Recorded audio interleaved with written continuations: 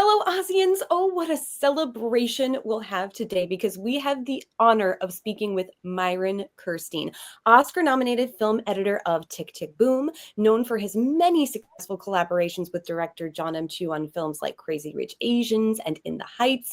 And now he has followed John down the yellow brick road yet again to Wicked for Good. Welcome, Myron. Thank you so much, Tori. I'm so happy to be here. I mean, I've been such a fan of yours, of both you and Ryan's for many years now. And to get to know you and your love for all things Oz has been incredible. And to do it on this day of all days, the official release day is just, it's just very surreal, and I'm so grateful. And I had to wear our Oz crew hat that I made for the crew, and I'm just very happy to represent, 3 years of. We appreciate that, Myron. And if you have any extra of those hats laying around and you want, feel free to autograph them for Tori and I. Tori and I both have Oz collections that would make great homes for that. Okay, copy that. We there has been discussion to make more hats, so nice. I was surprised how many people actually adore. Well, I'm not surprised.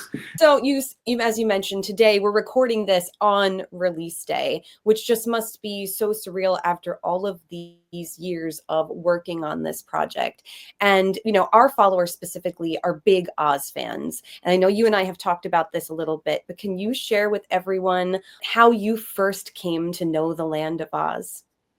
Oh, of course, it's when I was a kid, watching The Wizard of Oz on television every Thanksgiving, and just the imprint that made on me as a child, because of course that was my first exposure to movies as well as musicals. So I was just getting a deep dive into cinema and musical theater, and then everything Frank L. Baum and this incredible American fairy tale, and ever since I've been a huge fan of rewatching that movie probably 100 times easily. So to be then asked to work on Wicked, which was just a dream come true, because I was a huge fan of musicals, starting with The Wizard of Oz and moving through, musicals like The Music Man and The Sound of Music, and then more modern musicals like Grease and, all that jazz. And then, landing back to the land of Oz is just, it's just been really amazing, really surreal. I think it's really fascinating and delightful, clever even, how many frames in For Good cinematically matched some in Wicked Part 1. That was obviously intentional. You just talked about being a fan of the original MGM film. Did you go back to that film, and are any edits or cinematography moments matched from the MGM film in Wicked or Wicked for Good? No, I think it's just so imprinted into my DNA that I think it just sort of comes naturally. But I was pretty careful not to refer to, the original film too much, because we were making our own sort of interpretation of Frank L. Baum's, story. And so I think that it was a disservice to sort of, try to do a match. That being said, there's things like, the title that it's inspired by, and, there's things like the jeweled slippers when they get hot allude to some things that, may or may not be tied to the original film. And there's a handful of things that I knew that I loved from the film that I'd love to, I subtly sort of tried to stir the pot a little bit as far as VFX, and try, everything from the, throne room to, the Cowardly Lion, but anyways, all this to say, I didn't try to necessarily copy any of that in my editing choices, but I did, of course, it's still part of our DNA. It kind of comes out. Did you find that challenging? Because it must have been so tempting to just lean into that imagery that we all love so much.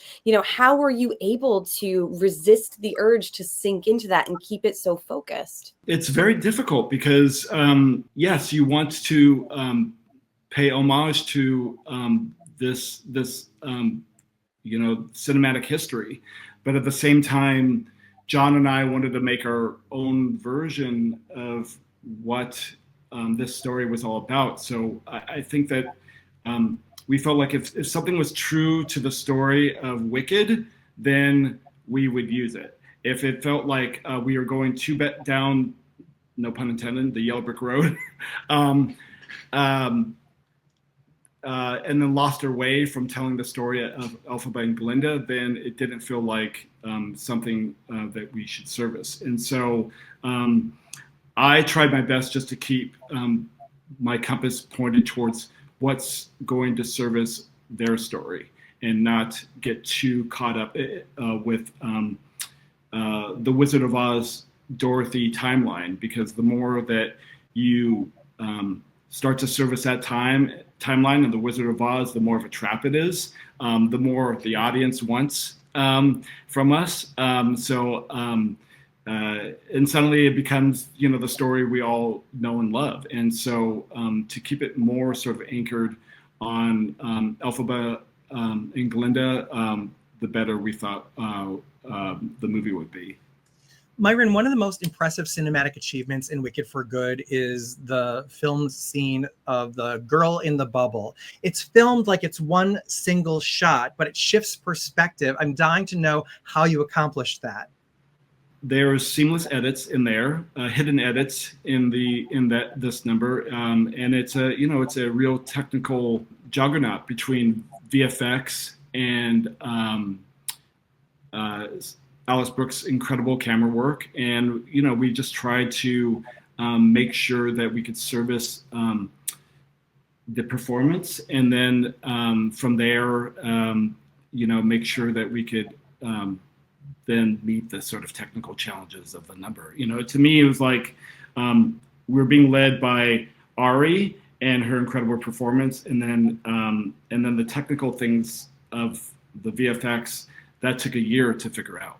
These shots are so complex and so big, and you had the unique experience of filming 2 films back to back and then stitching this together all kind of at the same time. Do you feel that the simultaneous filming and editing made the process easier for you, or was that a bigger challenge? No, I was completely terrified. I was, John wanted to watch a cut of both movies after 15 weeks of finishing production. And so I was cutting frantically the 2 movies. And to be honest with you, it was very confusing because one film had Popular, and so one day I'd be cutting Popular, and then 2 weeks later I could be cutting For Good. And so the tonal differences were very confusing to me because I was seeing a flash forward in their relationship and then in the story, and then time had passed. And at the same time, just the technical challenges, right? So there's 250 hours of footage pouring in over 8 months of shooting, and it's just trying to keep up. Lucky enough, I had this incredible team, Tatiana Regal, who I brought on 5 months into production. She cut these amazing movies like I, Tonya and Cruella, and she's just an incredible peer and friend, and she helped me from drowning. And then I had Jack Dolman, my music editor, and Catherine Wilson, my music editor, and my just incredible VFX team, just trying to keep me from going insane through the entire process. But it was really helpful to, after 15 weeks, watching the whole arc of Wicked, and having an understanding of like what works and doesn't work, whether or not we could steal things from the second part and apply it to the first, and vice versa. And then we put the second movie to bed for a year, and then we came back to it. We opened it back up in January of this year to try to finish it as quickly as possible. But it was really terrifying because it's there, some editors experience this when they're cutting episodic television, but the scale of these two movies were unmatched, and so just trying to cut Empire Strikes Back one day and then Return of the Jedi the next day, and then trying to make sure that we land the plane emotionally. That it was just it was a lot of balls in the air. And just as a quick follow-up to that, we know there were some reshoots done, and there were some things added in there last minute. So when were those completed, and when was the actual film edit done, completely done? We're tweaking the edit up till September, and that doesn't mean that the VFX were finished or the color timing or the mix. That was just the edit. So it was definitely a race. I believe we shot the additional footage in the summer, and look, a lot of films of this scale have to go back and shoot something. What we found is that there was this young Glinda scene that was scripted that they never shot. They had cut at the last minute, and we decided to go back and get it because we thought, as we were cutting this film more, that to service Glinda's storyline, the first film was about the Wicked Witch of the origin story of the Wicked Witch of the West, and this is the origin story of Glinda the Good. And so, and then of course, finishing the saga properly and learning how to, learning from what was existing already, that we could service a storyline, we could shoot a little bit more of this speech at the end, this gesture with the wand at the end. I thought was really nice what John came up with. Out of a lot of discussion, I had said to John that I feel like there should be some kind of sacrifice from Glinda, and there was a discussion about whether or not she should say anything about her magic, that she doesn't have any, and John felt like that was a little too far. Mark Platt felt the same way, but this gesture of her putting her wand down for a second, I just thought was really nice, especially now that we had this scene with her wanting to, perform magic so much, at the beginning, to have real magic, and then the fact that she still gets magic or might be getting magic at the end with the Grimoire, Right, excellent. Well, in referencing deleted scenes, we did see this promo poster featuring Glinda in a dress that she does not appear in on screen in Wicked for Good. What's up with that? Is that filmed and cut? Might that be a deleted scene we'd see at some point? It's definitely a deleted scene. I can't say whether you'll see it or not, but it does exist. Like a lot of scenes that you cut, especially with Wicked, everyone wants to see everything. We felt that the scene definitely serviced Glinda, but didn't service the beginning of the movie. And so it was something that we felt like we needed to streamline a bit. One of the challenges with the first act of the film is how do we drop back into Oz? There used to be a scene where the Munchkins were actually building the bricks, and it was a bit of a misdirect. And we thought that was too many openings. And so to just drop into the Yellow Brick Road and having the road being built on the backs of the animals just seemed very sort of like it just felt like a really bold way to drop into the tone of this movie. And there's scenes like Glinda at the train station that was sort of in that same way, just too much delight, too much extra singing. How did we sort of streamline this to get to the bulk of the story, which is Elphaba and Glinda together? There are so many shots, like the subjugation of the animals, the folks being pulled off the train, that mirror what we're seeing right now in our greater society. But these things weren't happening then. Do you feel like you're a bit of an oracle? Oh, wow.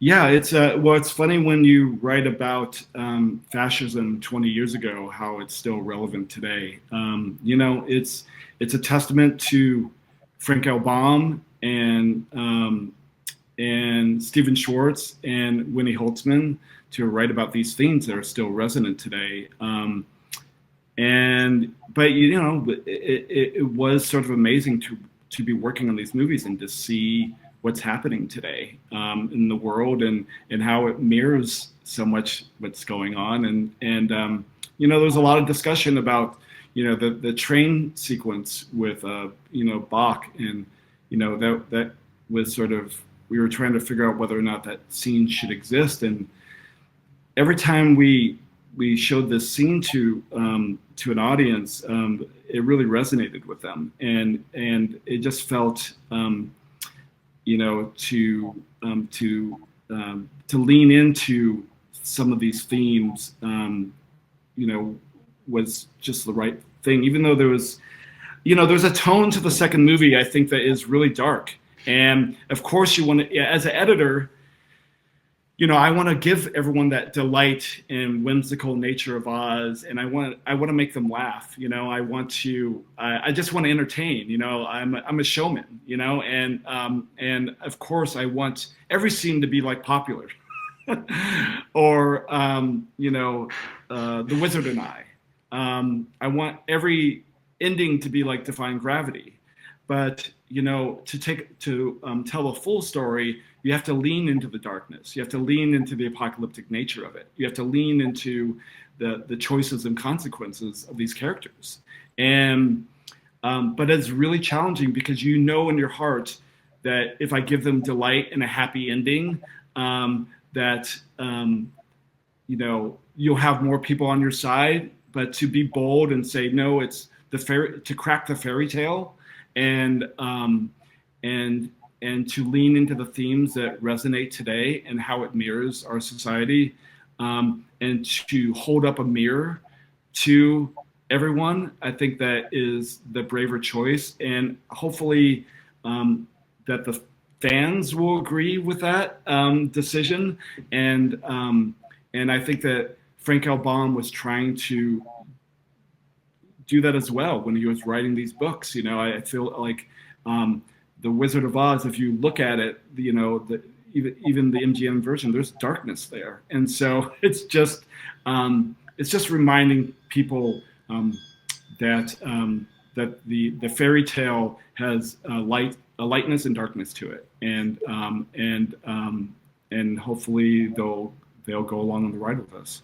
There is good and evil, and certainly intentionally Gregory Maguire in his 1995 novel Wicked, as one of the first, if the first, really acclaimed adult novel set in the land of Oz with these beloved characters, went there thematically, and it has all been so beautifully adapted to the stage and now to the screen. Tonally, much is being made, as you and others have admitted, in the shift between part 1 and For Good. How do you accomplish that tonal shift in editing? Obviously, we see more music video style in some of the show tune numbers, the big dance scenes in part 1. In For Good, is it just more about close-ups and lingering shots?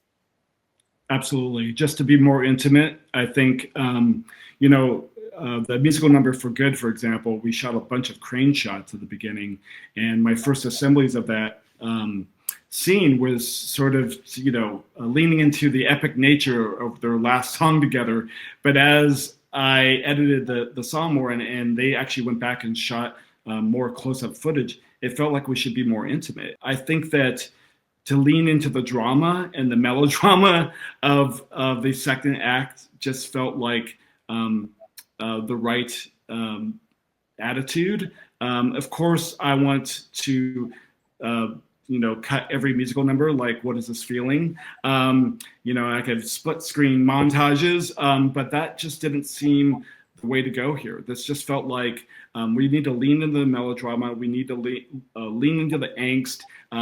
We have to lean into, you know, the sex appeal of As Long As You're Mine. You know, I can't try to make this into a music video. I have to make this into, you know, angst and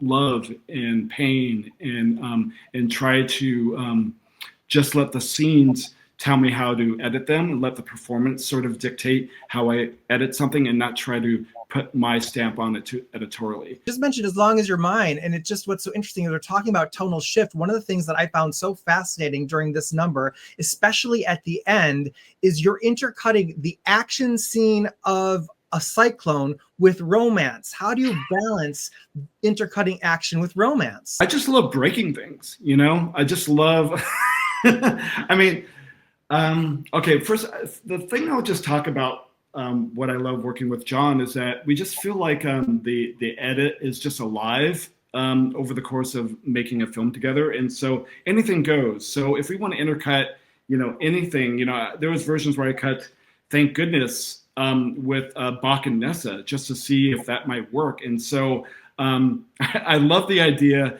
of this sort of, you know, post scene with Fierro and Elphaba, and that's when the vision occurs. And I just think that to break things into challenge how a scene might unfold with an audience is really exciting to me. I think that our rhythms are all over the place and people may hate them, but I don't care. I just want people to be to lean in. And so if we're going to duck out all the sound out of before Glinda sings Girl in the Bubble, and that makes you lean in, or all the sound out before Chistry says his first words, then we're going to do it. And so anything goes as far as like how we challenge the audience, you know. And again, they may want something more traditional, or they may want, you know, montages and delight and more hectic cutting. But for me, it's just like leaning into what feels right in the day. And let me tell you, we tried so many different versions of all the scenes, in and out, songs in and out, even canon. You know, there's lines from, you know, Wicked, you know, that we've cut out or we put in, and, you know, we think that that's canon, and we think that, you know, there's some jokes that we know it's going to land, but it's not servicing the drama. It's just, we do anything to make what we think the scene or the film work. That's a terrifying prospect, because you have this canon that some people hold like gospel, and, you know, you have expectations coming from all sides, from Wizard of Oz fans, from book fans, from Wicked fans. How do you even sift through all that to decide what stays and what goes? I mean, it's really difficult, you know.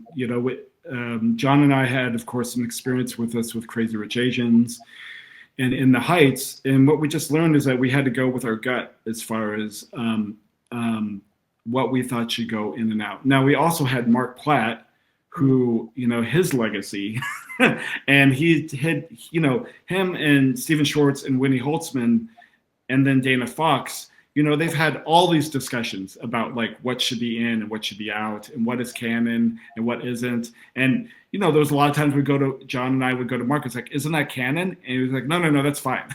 And we're like, okay. So, you know, sometimes we didn't always know, you know, but at the end of the day, just going with your gut, and then of course testing it out on, you know, small groups of people that might be super fans of The Wizard of Oz or of Wicked, or people that didn't know any of this. You know, there's a lot of people that don't know any of these stories. And so we have to also service them as well. They can't walk into a movie theater and be totally confused. And so, and then of course there's an American audience, and then there's an international audience. You know, they're all different. You know, yeah. Every single, you know, there's young people that the only thing they know is Ariana Grande. You know, right. They don't know anything else, you know? So you just have to kind of trust your gut, and then, you know, you could test these ideas out as you screen the movie more. What I love about cinema is everyone has an opinion and nobody's wrong. and the same with the fans, like they're all right. They're all right. You know, every single one of them is right in their opinion, and what they love or what they don't love, or the things that we included or the things that we don't include, they're all right. But at the end of the day, you know, we had to trust our gut to try to service as many people as possible, right. to make the film as accessible to as many people as possible, and hopefully they'll go back to the books. they'll go back to the original film.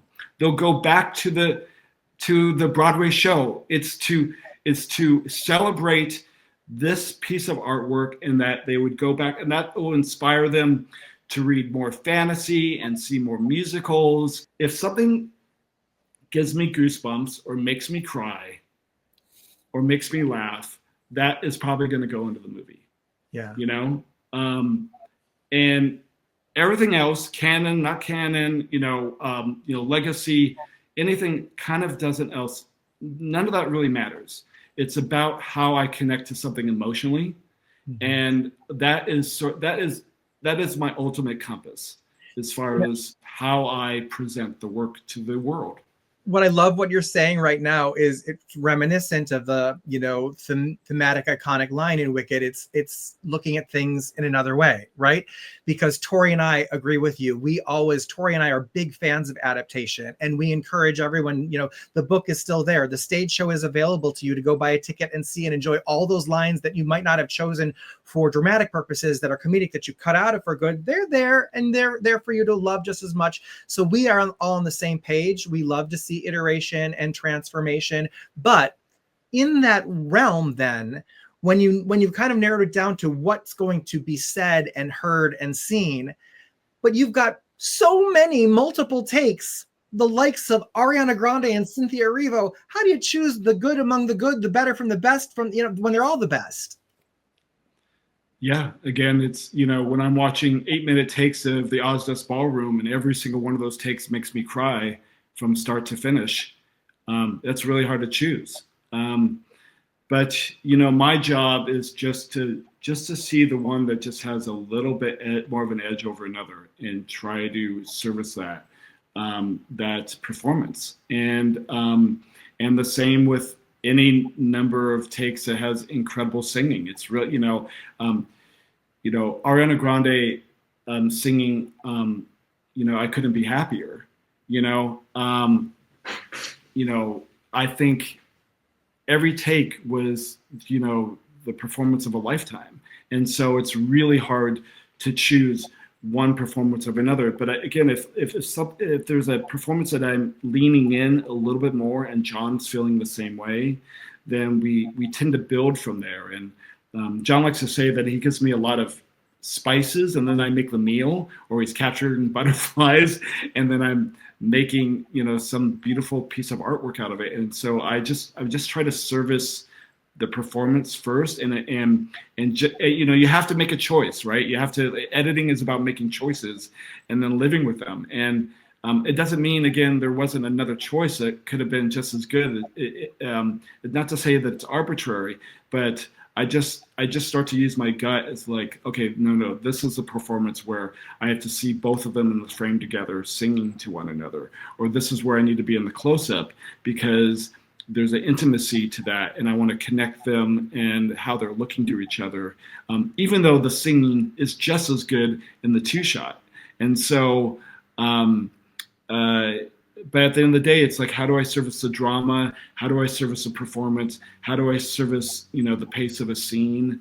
And then, then you show it to, Ariana Grande and Cynthia Erivo, and hopefully they agree. There's nothing more terrifying to showing their performance to them, because you want to make, you desperately want to make them happy, and so when Ari comes back and says, no, you did good, that is something else for sure. Well, speaking of choices, one of the most hotly debated choices was how much we were going to see of Miss Dorothy Gale. You've said there are many takes, many versions.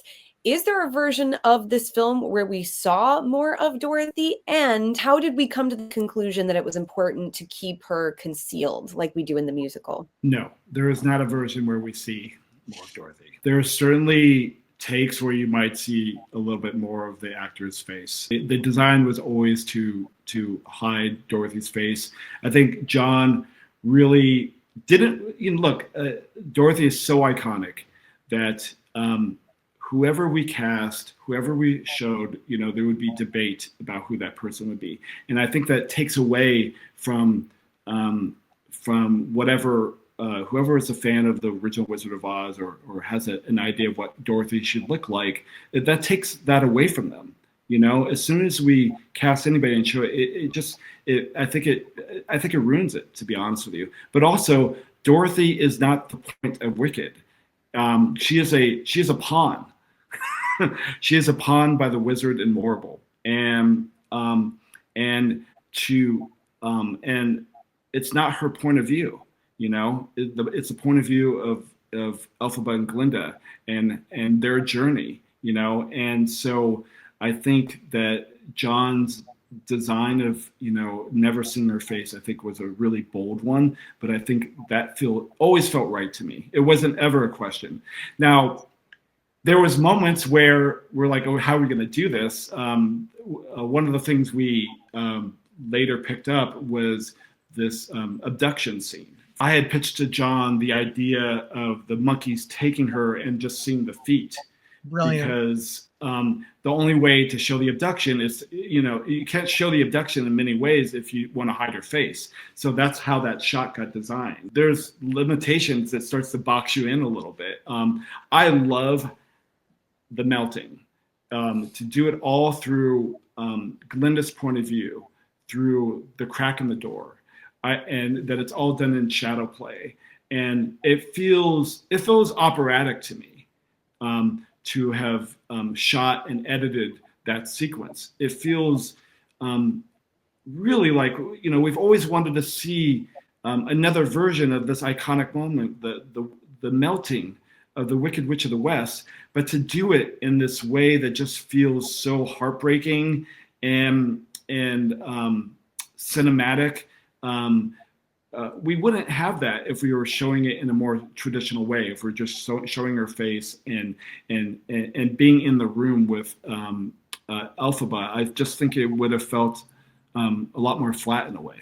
Myron, I was listening to you on a podcast recently, and you were talking about Elphaba's new song, No Place Like Home, and then you saw it almost as a Disney princess song. How so, and how did that affect your choices in the edit? How many Disney princess songs, or the illusion of a Disney princess singing to animals, you know, that is in sort of, you know, in our DNA.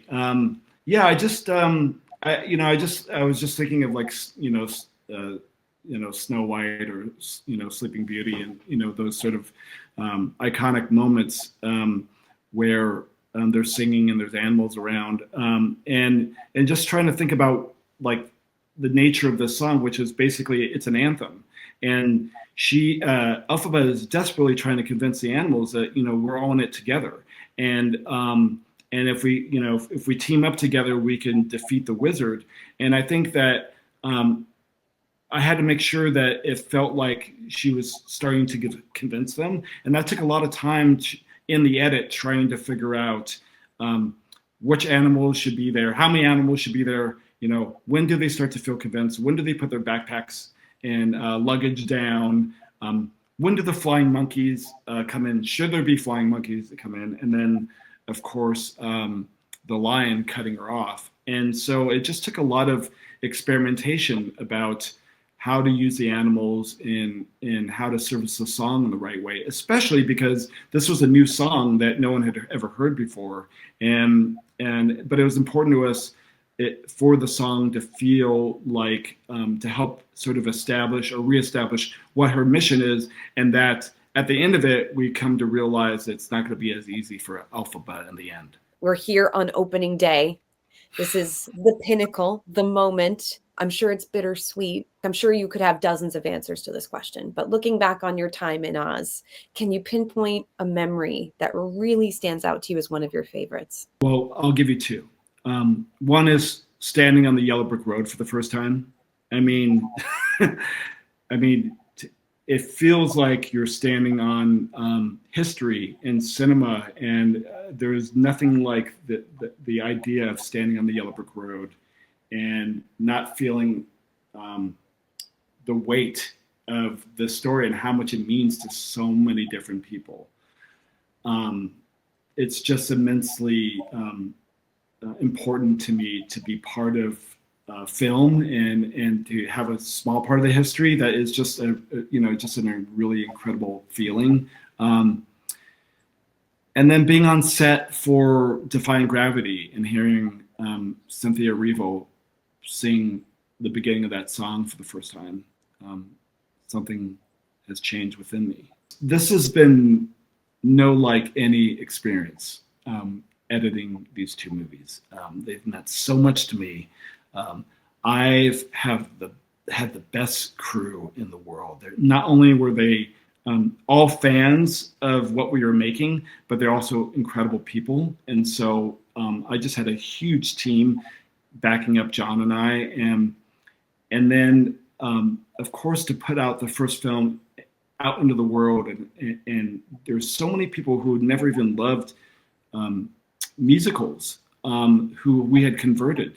So many people had said to me, I don't really love musicals, and now I do. And that means so much to me, if you just get one. But it's just been an amazing journey. It might not look from the outside, but I feel like a misfit, and musical theater has always been something that has really connected with me, and to be part of it, and to have a small imprint on other people's hearts, I think that means an incredible amount to me. And then hopefully, the misfits and the underdogs, the outcasts of the world, they will all sort of cheer together the way I have. From a fellow misfit out here on the Overgrowth Road, that resonates so unbelievably deeply. Last question. You talked about 250 hours. What are the chances? What hope can you give Tori and to me that we're going to see an extended, restored, deleted scenes, director's cut, extended cut of this release someday? I mean, never say never. I mean, it's like, that being said, I remember my first edits of like the part one, it was like over 3 hours long. I don't know if anybody wants to see that. Tori wants to see it. John and I feel very proud of the choices that we made to deliver these two movies. And of course, there's always longer versions. I happen to feel passionate that what's great about filmmaking is that they are a time capsule of where we are as filmmakers and as artists. There is a deleted Friends montage from the first movie that I think a lot of people wanted to see. Yes. And one of the benefits of deleting scenes is that you can also use that footage in other ways. And so there's these flashbacks and flash forwards and visions in both movies, but especially in the second film, that had I not cut that from the first film, I may not have used it in this sort of lyrical way in the second film. And I'm really happy that I was still able to use that footage in a way that could be touching or interesting or allow the audience to lean in. And I also feel like that sort of those lyrical moments also set up the very ending of Wicked for Good with the last shot of the movie. And I think that wouldn't have worked had I not cut what I had cut out of the first movie. The last shot of the film was truly perfection and left me feeling just so happy. Myron, we couldn't be happier that you were able to take the time out of your busy day to talk to us. We are so thrilled with Wicked and Wicked for Good as a series. Thank you from the bottom of our hearts so much for everything you've done for Oz. Thank you. And everybody go see Wicked for Good. Thank you, guys. Love you. Thank you.